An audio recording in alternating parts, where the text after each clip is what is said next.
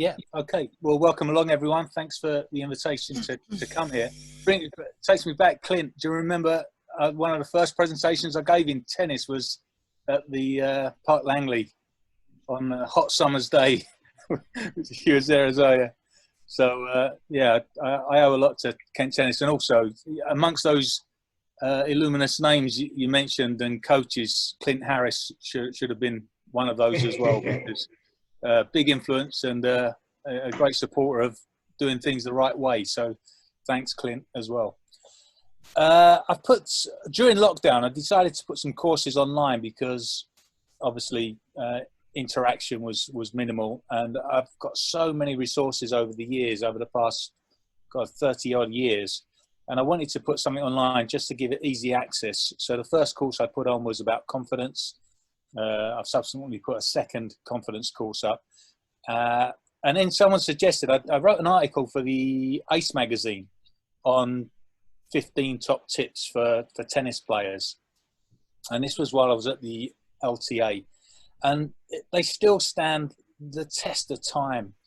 I was walking over a local park the other day. There's a girl there that Clint would know, and I don't know her name. She was playing tennis, and you could hear just from the coach and the player how she was hitting the ball. She was a decent standard.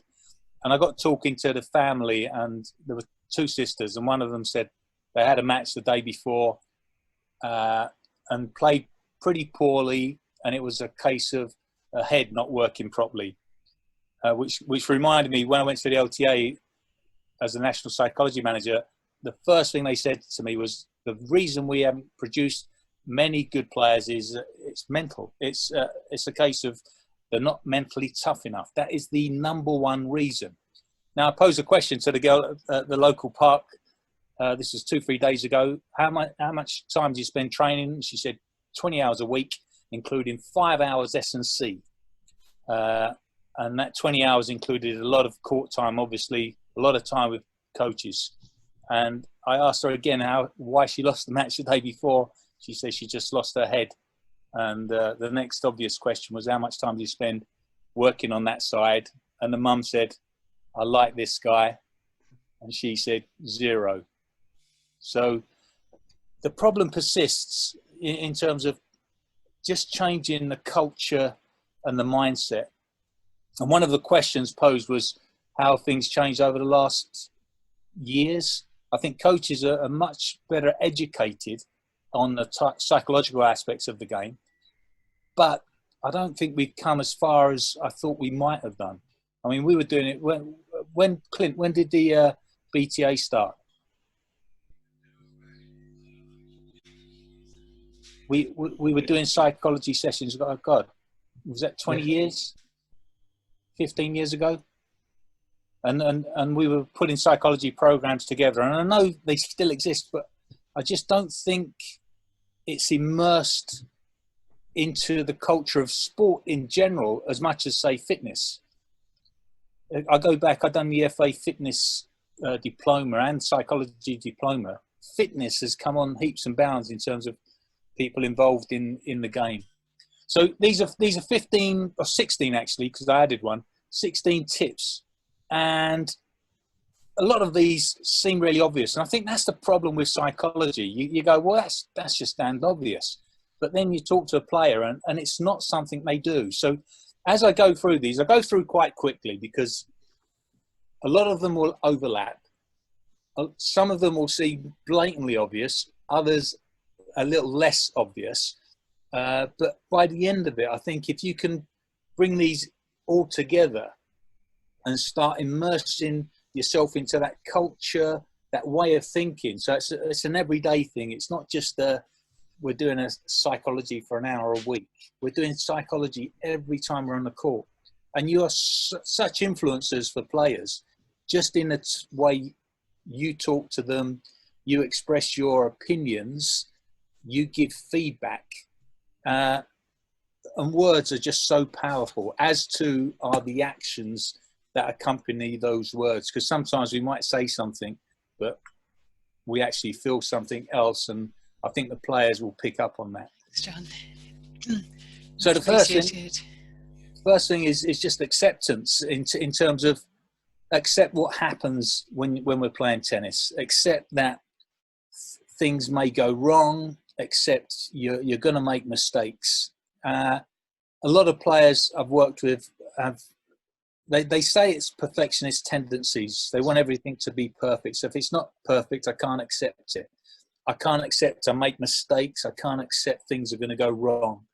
And because of that, they get anxious, they get nervous, and they get frustrated, and then their game just goes to pieces. And this obviously happens more in competition than it would in training. In training, no pressure, no real expectations. So players just train a little bit more free than they would when they play. And that's a big difference as well. When they go to competition, they've got a completely different mindset. If you've not seen the documentary, The Last Dance, the Michael Jordan documentary, highly recommended, because he just talks about the preparation and how much he can accept what goes on in the match because of his preparation. Which brings us on to the second slide. If we can move that up, and it's just about the preparation. And people say to me, where does confidence come from? And most, the most simple answer is preparation, being prepared. Again, referring back to the Michael Jordan documentary, he was asked if he feared anything in matches when he went onto the basketball court, and he said, I've got nothing to fear because I prepared for everything I'm going to encounter. And that just one line, almost a throwaway line, so simplistic, but underestimated. And Laura, when she won the picture of Laura Robson, when she won Wimbledon, she was training really hard. I mean, she prepared for every eventuality. And part of the psychology was looking at what if scenarios, what if this happens? What if that goes wrong? How are you going to cope? And even working with the players at the highest level, they don't like sometimes answering those questions. I got questioned at the US Open, why are you asking me what I would do if this went wrong or if I lost this set? And the obvious answer is, well, it may happen. And if it does, is it going to come as such a shock that you're going to fall to pieces? Are you going to, we go back to the first one, you're going to accept it? And are you prepared for that eventuality? So preparation for me is massive. And it's not just that the word's easy to say, and for players, it's one of those that go, yeah, I'm well prepared, but are you really well prepared? Because if you are, you're going to go out quite confident in matches. And that confidence doesn't mean I'm confident I'm going to win. What it means is I'm confident I can replicate what I'm doing every day in training.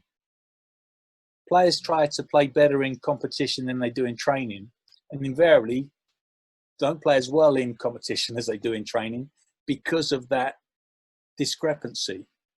So if we move on to the third one, never give up.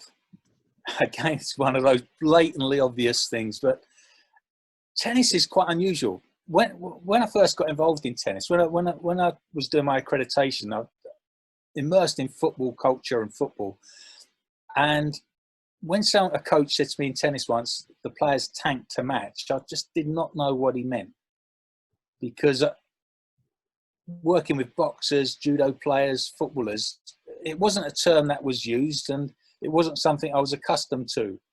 And it got me wondering why sometimes this happens. And I think, I'm not sure, but I think part of the reason is tennis is one of those only sports that is not dictated by a clock. So, in football, you've got 90, 95 minutes. If track and field, you've got a certain length of time, depending on what you're involved in, just to do something. So you can expand that energy, and you can say, okay, I've got 90 minutes. I'm going to put 90 minutes in, even if I'm losing. Whereas in tennis, it could go on for 4 or 5 hours. So if you're losing, you might want it over quite quickly because you don't want to spend 4 hours on a court. So players do tend to give up more in tennis, I see, if things are not going their way than in other sports. So there's something I call a second set challenge I come on to, but never giving up.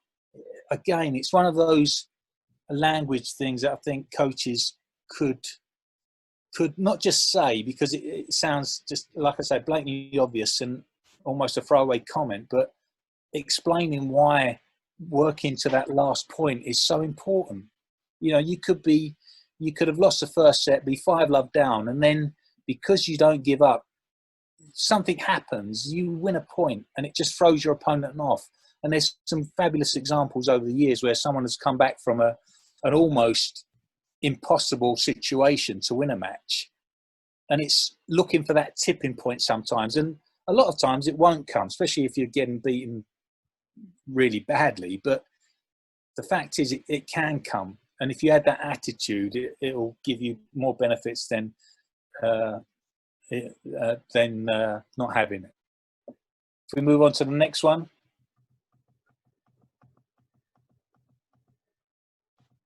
Again, this will overlap with something we come on to a bit later, but the times I've heard a parent say to a player especially, oh, you should win this match. Or even a player saying, I should win this match. Or worse, I must win this match. I was working with a Kent player once and he said, I cannot lose against this player on the weekend. And it was another local player. And his attitude was, I cannot lose to anyone in Kent because I'm Kent's top player. And it was something that he carried around, and it was a burden for him, and something that he never got over. Saying I should win this match, it reminds me when in business, someone once, how can I put this politely, ripped me off in business. And I remember it really affected me and took away some of my business. I went to see a counsellor and I said, they shouldn't have done this. You know, this cost me an absolute fortune. It could have cost me my house. And the counsellor said to me, why should they have not done it? Alert from backup failed. And he said, write an essay on why they should have done it. And at first I was a little bit taken aback, but looking at it in sport, why should someone not beat you as much as you should beat them, even if they're a player that's not at your level? Not having that respect to say, well, they can win the match, and don't expect that you should. And I always add, if you really want to say I should win this match because you're so much better than the player, and everybody knows that, there's got to be a big if. And Alex Ferguson was great at this, not losing against underdogs, because he put so much emphasis on why they should win, the underdog, why they should win, because it was a big match for them. They're playing Man United. It was so important to them. The United players, complacency, they knew they should win. They could win with half the team out. And he was adamant they wouldn't do that. So shoulds is a word I would use with much care. So if your player ever says I should win this match on Saturday, I would try to avoid that attitude, because going into any match saying you should win, I think you've got the wrong mindset and the wrong focus. You should be going into matches saying, I'd like to do what I've been working on in training and do that to the best of my ability. And musts is the same. Now, you hear it with football managers. This is a must-win game. And what happens if they lose it? Then the following match becomes a must-win game. You know, and then the pressure's just on. And I've been in dressing rooms where managers have come in and said, we must win this game, and we lose. Well, the following week, when the manager comes in and says we must win it, the players just turn off. They're just like, I don't want to hear that. Has someone got a question there?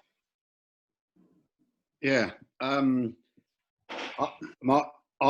completely agree with musts and shoulds, and it's something that I try and take out of training as well as matches, because you got someone training to hit a shot or to do something particular, and they'll say, "Oh, I shouldn't have done that," and I say, or I should do that. And I said, well, can you take should out and replace it with could?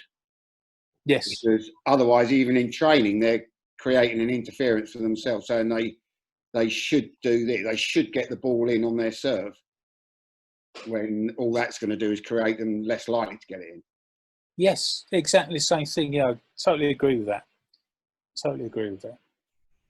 I have with my players, a lot of them always say, oh, I should have got that ball in, or I shouldn't have missed that shot. And a lot of the time I'll just ask them why, and get them to kind of think about why they should have got that in, or why they should have or shouldn't have missed that. And I'll get them to challenge their way of thinking.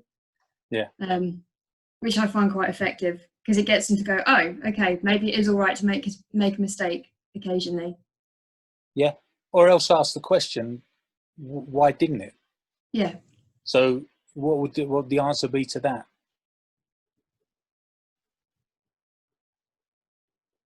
If you ask them why didn't it go in? What are you challenging them to do? Sorry, is that rhetorical or? No, sorry, I was asking you to come up with an answer. Sorry, I was just writing that down. Is that Sophie? Yeah, sorry. Yeah, I was writing. What was the question? So if they say I should have got that in, say, well, why didn't you? Yeah. So would that kind of challenge them to look at it technically? Absolutely. Kind of getting them to analyze their own performance. Yeah. So it may have been, I don't know, they didn't have enough spin on the ball, or their starting position wasn't right, or the shot before wasn't right, so it made that shot more difficult.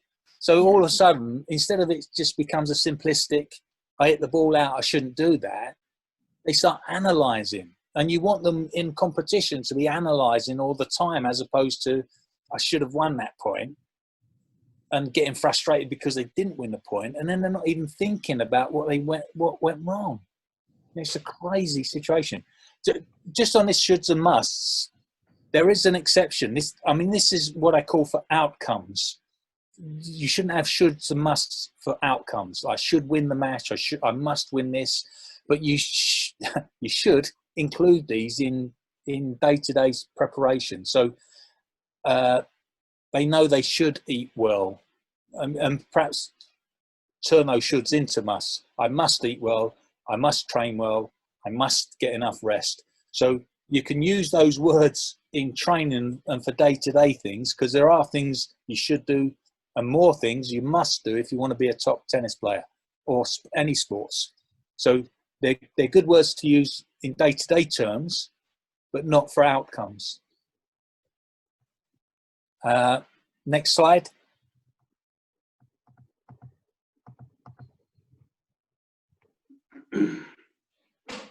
The next slide, just as we get that up, is just looking at no excuses or blame. Obviously, a lot of players will come up with a reason for losing, but the main essence behind this is self-handicapping behaviour. So you may see a player, you go to any competition, you will hear players shouting and screaming.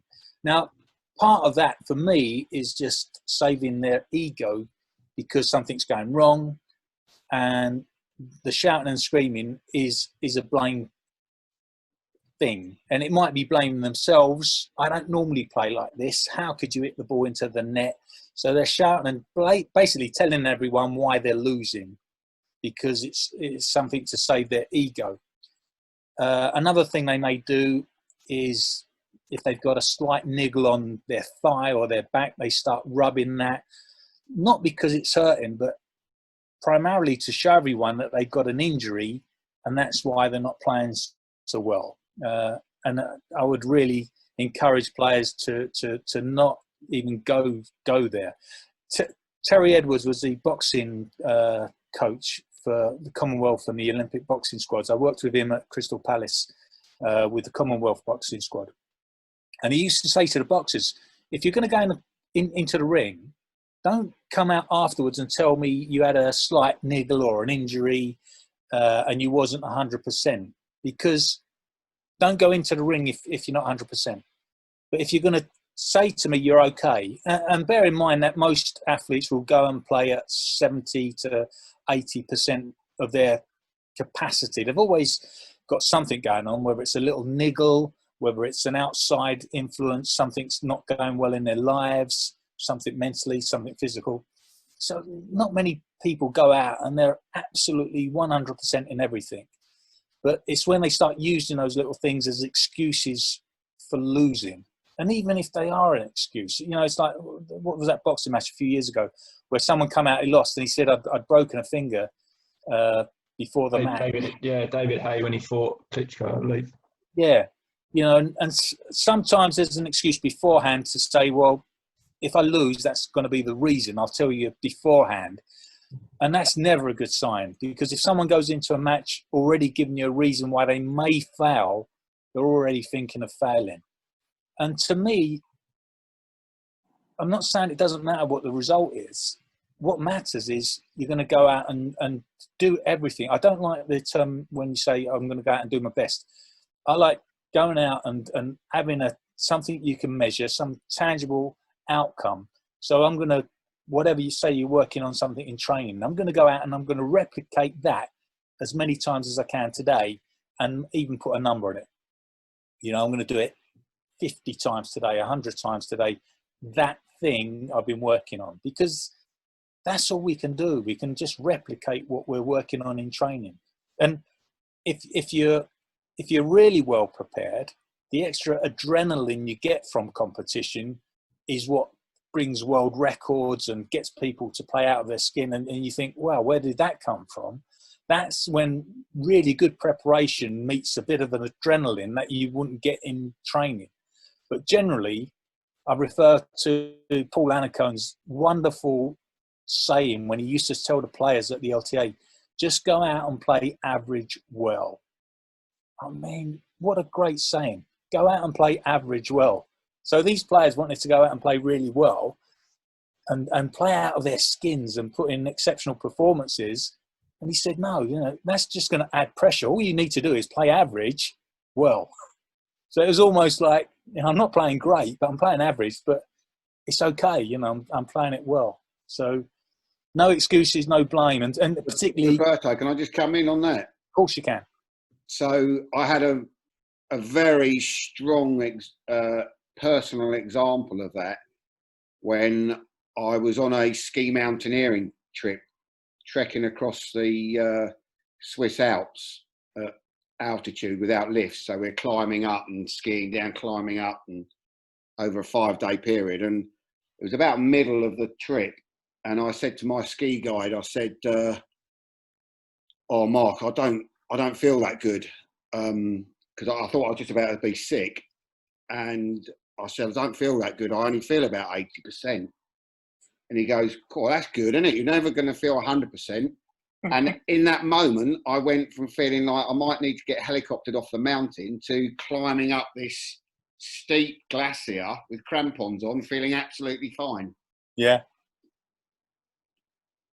And I think we can share with players, isn't it? When they say they don't feel 100%, that's okay.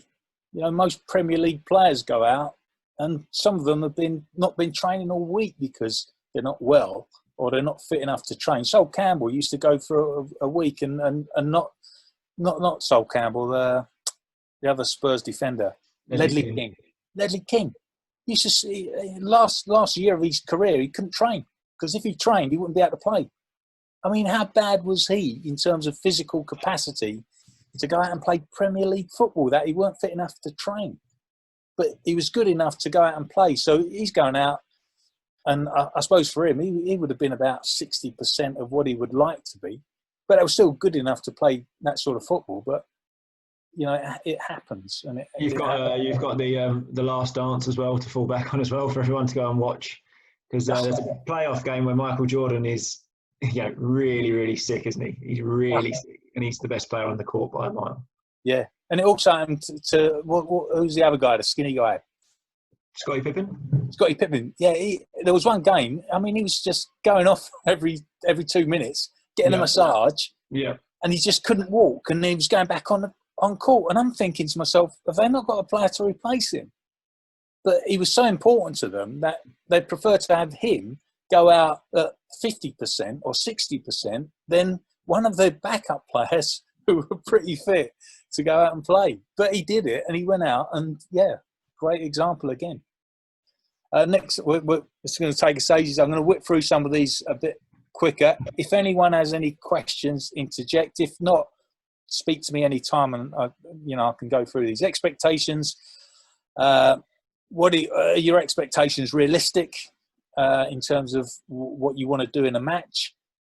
Again, if they're not realistic, you're going to put too much pressure on yourself, and the more pressure, the less you're gonna play as well as you can. So expectations need to be totally realistic. And again, if you're looking at expectations, what are they? What should they be? Replicate what you're doing in training. And I had a player once, she said to me, I only want to put 50-60% in training because I want to leave it for the match. I was going, you can't do that. Training, you need to play competitions as you train, and vice versa, because then the discrepancy becomes so little in terms of, if you want to train there and play there in competition, the better you want to play in competition compared to your training, that discrepancy is anxiety to me. So if you can bring those together, I train at 100% because I play at 100%, then you're doing the same thing both times. So you've got the added perceived pressure if it's competition, but you're not expecting to play a lot better in competition than you do in training. So it's just another one of those little things that I think if you bring into your general language are going to be hugely beneficial. And I think a lot of this is underestimated certainly by parents and sometimes by coaches, how influential these small things are to change the mindset of a player. I could come in, but if no one wants me to, I could. No, please do. Go on, because if you've got something, maybe someone else might have a similar. It's just about expectations, not only from, a goal. It can be an expectation of a performance. So what I find a lot with players, that I have to help them reduce their expectations, because if they've done something very well, then they go and try and replicate that in the next shot, next game, next match, whatever. And so then they go from being natural and calm to being expecting to do that great thing that they did. And then they start trying too hard, they tense up, and then the whole thing spirals down. So it can be an expectation of an immediate performance compared to something else that you've done well. Yeah, and conversely, it could be an expectation that you're going to repeat something you've been doing well in training all week in a match, and that's good. So, what do you expect to do in a game today? You've got a tough match. I expect to do exactly what I did in training. A great quote from players, Grand Slam final, serving for the match.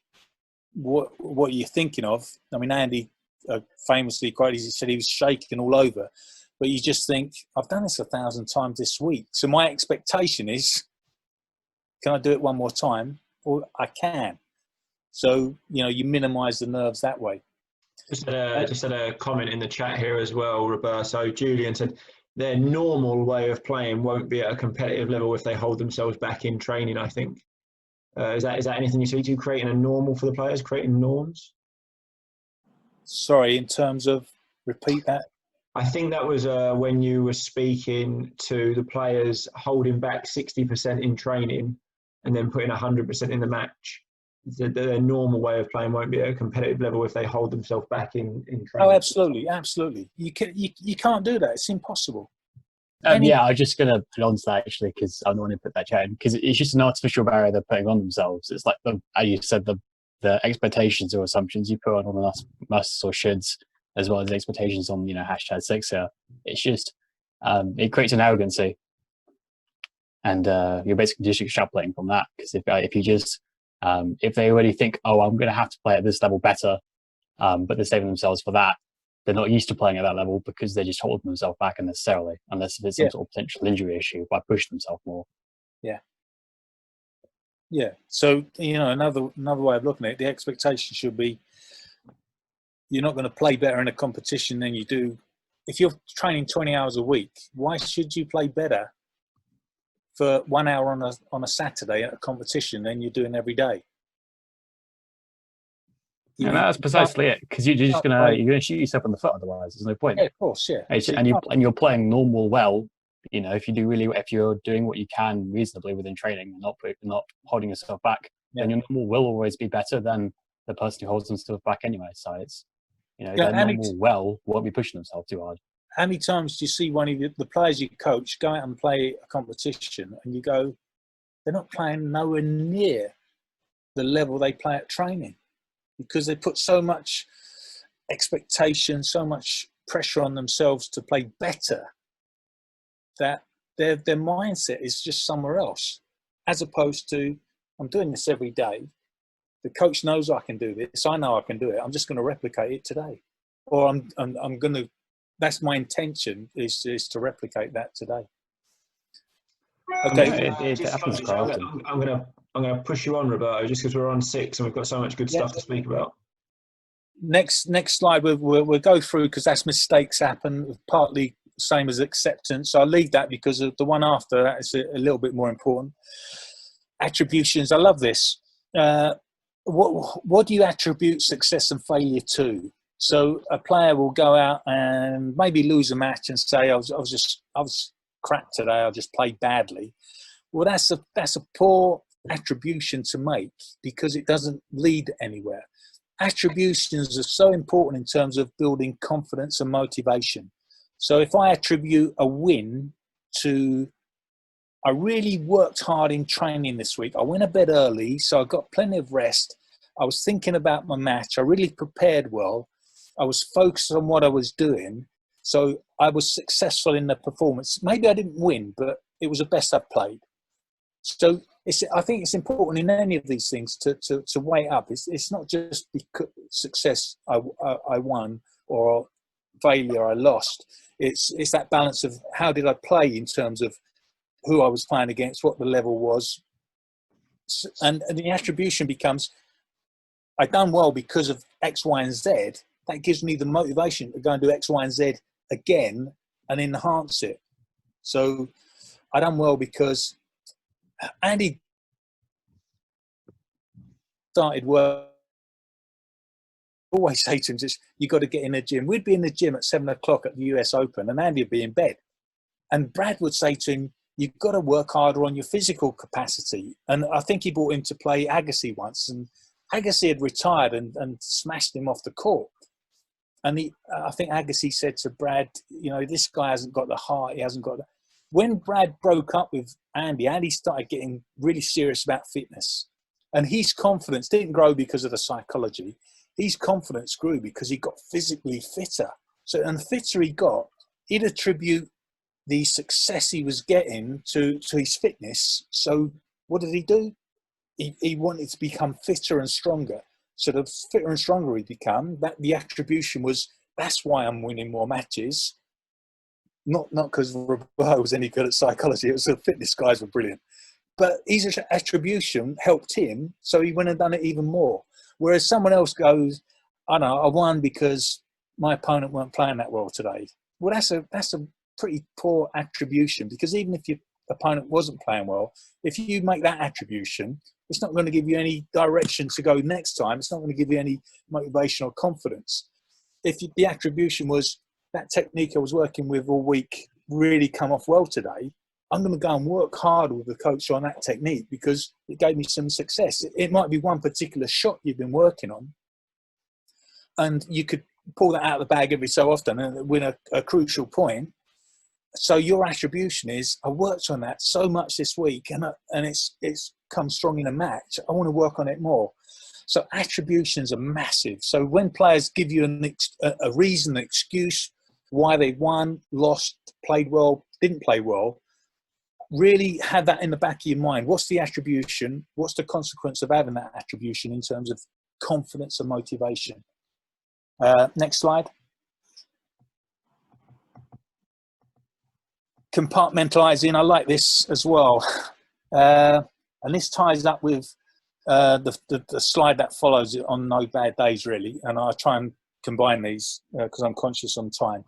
Compartmentalize. If a player goes out, starts hitting a shot, doesn't go well, and they say to themselves, it's not going to work today, I'm not playing well, because, I don't know, say their backhand down the line is not going well, and all of a sudden that shot goes into their whole game. It becomes, I'm not playing well today. That shot should be better than that. It's not. And then their forehand goes, every other shot goes in their match. And I encourage players to compartmentalise. So that particular shot is not going well. And you can also give yourself marks out of 10. So, that's a 5 out of 10 today. That's terrible. But my forehand is at an 8. My volley's at a 9. And another shot is at a 6 or 7. So by compartmentalising, you're not allowing one shot to affect your whole game. That particular shot is not great. Okay, I'm going to minimise how many times I'm going to get in a position where I need to do that shot, as opposed to that shot's not going well, I'm not playing well, it's going to be a crap day. So I'll leave that at that, and that's leads on to the second one, no bad days. Just briefly funny, someone can get up, something goes wrong before they even leave the house, and they say it's going to be a bad day today. I'm going to have a crap day. Or the first set doesn't go well, the first game doesn't go well, and it's going to be a bad day. And I just turn that into it's a bad moment.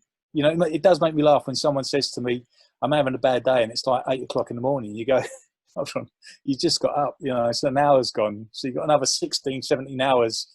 It doesn't mean it's going to be bad all day. But we overgeneralize, and it's the classic CBT thinking error, where overgeneralizing. But people say, it's going to be a bad day. Ken Ravitzer, who's a top American psychologist, he says, if you're going to have a shitty day, make sure it's your best shitty day ever. So a nice sort of way of looking at it. I'm having a bad day, well, make it your best bad day ever. Because then it doesn't deteriorate into an awful day. It probably stays at a certain level. Next slide is about calm reviewing. And that's just looking at classic from Clive Woodward, teacup thinking, when he encourages players to think calmly under pressure. So when things are really going badly, can you sit back and just review what happened?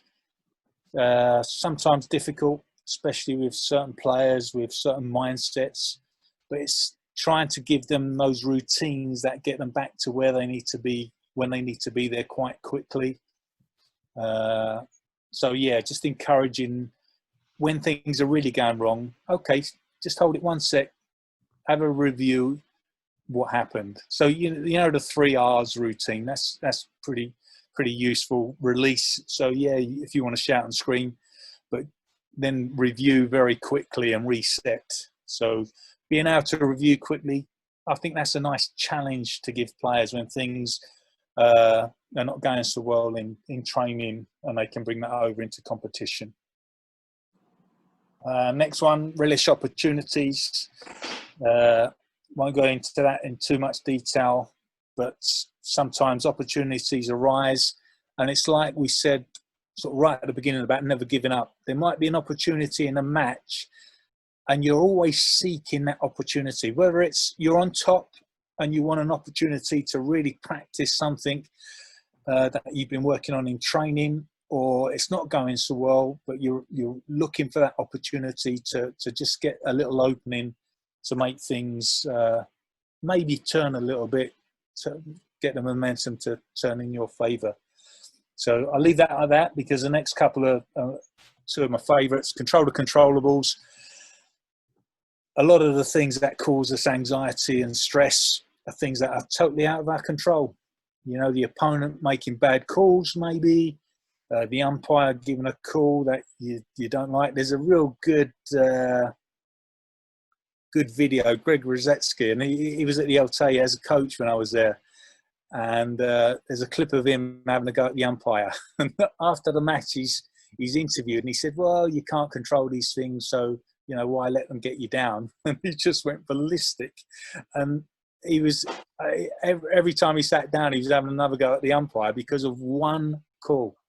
And I say to players, one call, one moment doesn't change the game. And this surprises me in tennis as well. How many players don't know how many points they would play on average? Because, you know, if you say, I don't know, you might play 150 points in a close match and you could lose 75 points. That gives you the ability to lose 75 points in a match and still come out and win. Well, then when you make that poor shot, that might spread over and lead to 6 or 7 poor shots because you're still thinking about it. It gets that focus. Okay, I can make another 50 of those mistakes and still win. It allows you to make mistakes and not worry about them so much. So control the controllables is a massive factor in sport, as well as the next one, be comfortable being uncomfortable. Again, a great little saying in elite sports. If you're going to go anywhere, get anywhere in competition, you're going to have to go through discomfort. If you're not going through discomfort, you're not playing at a high enough level, because the higher you play, the more uncomfortable it's going to be in terms of the challenges you're going to be faced with, the expectations of people around you, the analysis that's going to come from people you want it to come from and people you don't want to hear it from. You're going to be uncomfortable. So encouraging players through their development to understand it's not going to be nice. It's going to be hard. It's going to be challenging. But that's the fun of sport. That's why we play sport. And the more uncomfortable it is, the higher you might be playing, the higher level, the better the competition. Again, working with players when they were playing at Wimbledon, it's like, oh, it's going to be terrible. You know, I'm playing at Wimbledon. The media is going to be just through the roof. I've never known anything like it. Everyone's looking at us. We're British players playing at Wimbledon. The pressure's immense. And you go, well, just go and play the local part then. There's no pressure. And then their obvious answer is, no, I want to play at Wimbledon. So you want that discomfort. Well, I don't want a discomfort, but I want to be there. Well, they go hand in hand. So if you just reframe that into, do you want that discomfort of playing at the best place you can play? And then players start saying, actually, yeah, I do. I quite, you know, I want that. I want to be uncomfortable, as opposed to not thinking about it. Everything, and telling players it's all going to be great. It's all going to be good. You've prepared well. And then they go out and something happens and it's just horrid. And they haven't got the capacity to deal with it. Reminds me of a story a few years ago, many years ago. Crystal Palace youth team got to the latter stages of the Youth Cup, the FA Youth Cup, went up to Middlesbrough, and they brought a psychologist in. And all week he was telling the players, you've got this positive parrot, negative parrot, and just listen to the positive. It's all going to be good. Everything's going to be great. It's going to be wonderful. They went up. The first minute they conceded the goal. They lost 6-0, I think, or 6-1. I mean, they just went to pieces because everything that week was, it's all going to be good, going to be positive, thinking a positive frame of mind. And there was no thought of, this is going to be uncomfortable. This could be really uncomfortable. How are you going to deal with it? The mindset was, it's going to be really good. They went up there, conceded straight away. So player loses the first game on serve and think, oh, this wasn't meant to happen. And it goes back to that, Mum said I should have beaten this player and he's just taken the first set off me. So what's going through the mind? Not, what have I been doing in training? What do I have to do now? It's, everyone said I should have beaten this player. So they're really uncomfortable and haven't got that capacity to get out of it. Next slide. Just had a note in the chat as well there that players perhaps will attribute more value to their, to what happens if something negative does happen. So players will not value something if there's no possibility of something negative happening. It's too suggesting if it is too comfortable, then what's the value we're getting from that? Yes. It's I made the comment. It's like the whole money principle. If you're getting if you get $1 billion, money's not going to be worth much to you because there's no difficulty in not having enough money because you can always just have something to spend. It's like the whole arrogance principle. If you think, I'm obviously going to beat this guy because I'm so much better than him, you're going to be really arrogant. You aren't going to value the fact that player actually might just win, as you very rightly state before, because there are reasons why they might win. And then you'll get shocked as a player if you do lose that point or whatever, and you get tilted very easily. So again, it's not letting your ego get ahead of yourself in that angle, and it's just trying to stay level-headed throughout, regardless of whether you're winning or losing. Yeah, no, agree with you. Next slide, second set challenge. This is a challenge I used to give every player. Just basically, it's setting. It could be deemed a poor challenge because it's an outcome, so it's totally out of your control. But the mindset was this: I couldn't understand when players went out and played for an hour, lost the first set 7-5, and it was really close, and then they go out and lose the second set 6-love in 5 minutes, and I was like, how can that be possible? And the obvious answer, because most of the time it's not a physical thing, they didn't run out of steam, it's just a mindset. They put so much energy into the first set and didn't win. They almost feel, well, if I can't win putting that much in, I'm not going to win, so I want this game to be over with quickly. So my challenge was always to do better in the second set, the first set. So if you lost 6-2 in the first set, your challenge was to get 3 games in the second set, because if you went out with that mindset, and you might win the first 3 games, all of a sudden the match is totally different. And if you won 6-2, you challenge yourself to try and win 6-1 in the second set.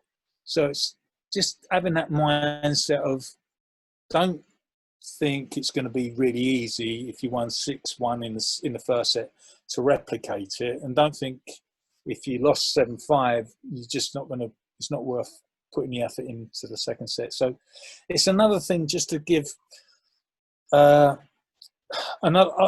I think we all need outcome goals in sport. The first thing when you're going out is to win. That's the essence of sport, and I would never take that away or minimize it. I want to win as much as the next guy, and that is what sport is about. But I think when you're on court, then the focus does become on process and what you need to do to win. So it's almost like once you step over that white line, forget about the winning per se. I want to focus on what I need to do to win.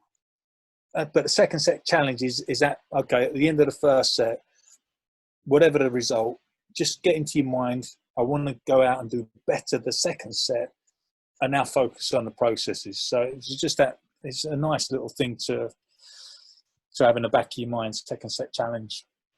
Just a note in the chat there as well about coaches replicating that in practice. Would you recommend any activities for coaches to use in practice to replicate that sort of situation, players coming back? In practice, in training? Yeah.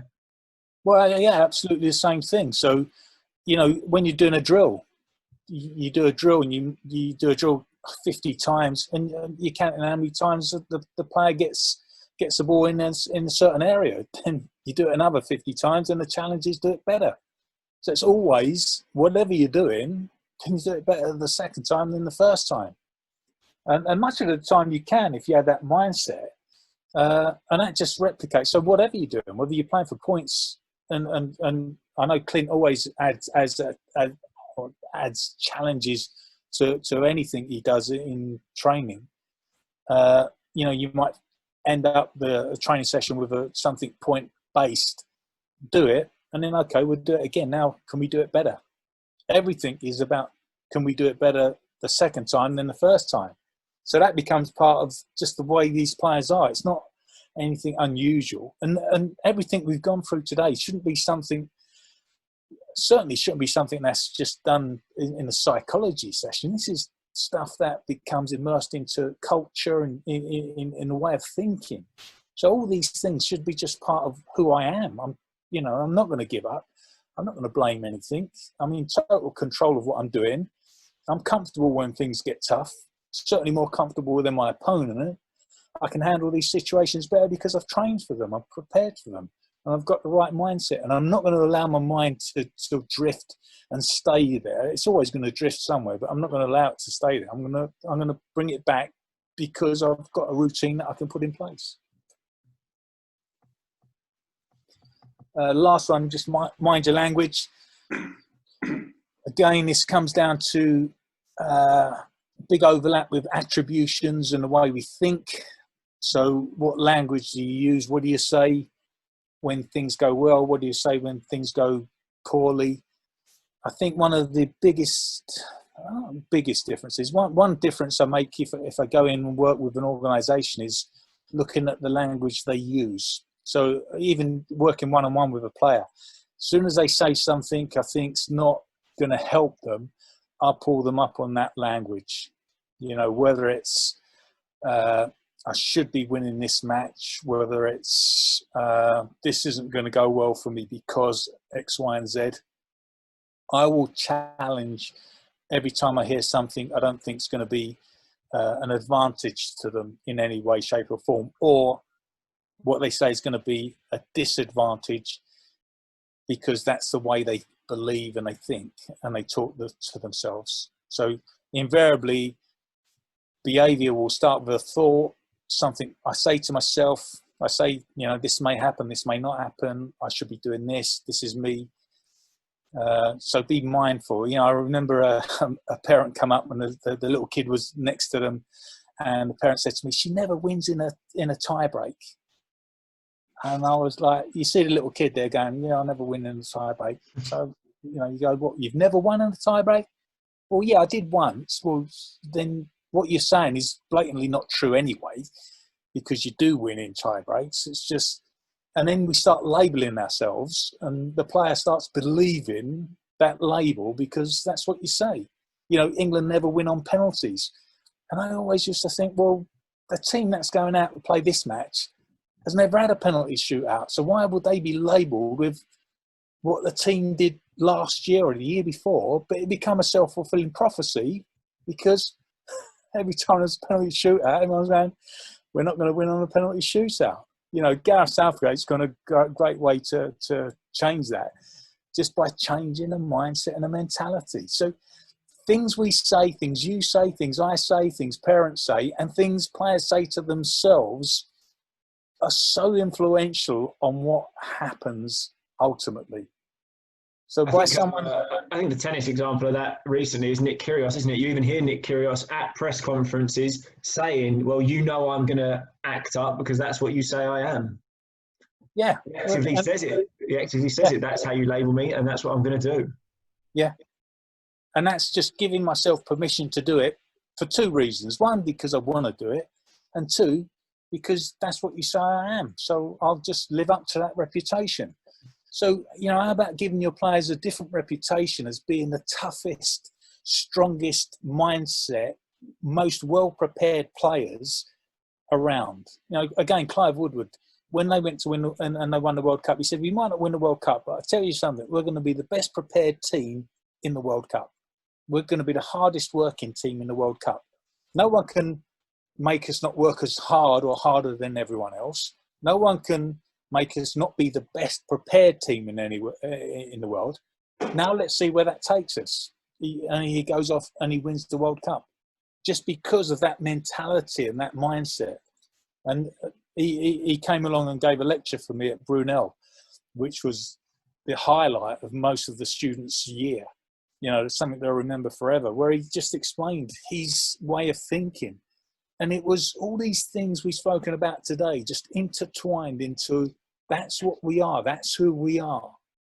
And it really, it's upsetting when you see a player you know is good enough to go out and win, lose because their mindset hasn't been trained in the right way to give them that opportunity to get the most out of their talent.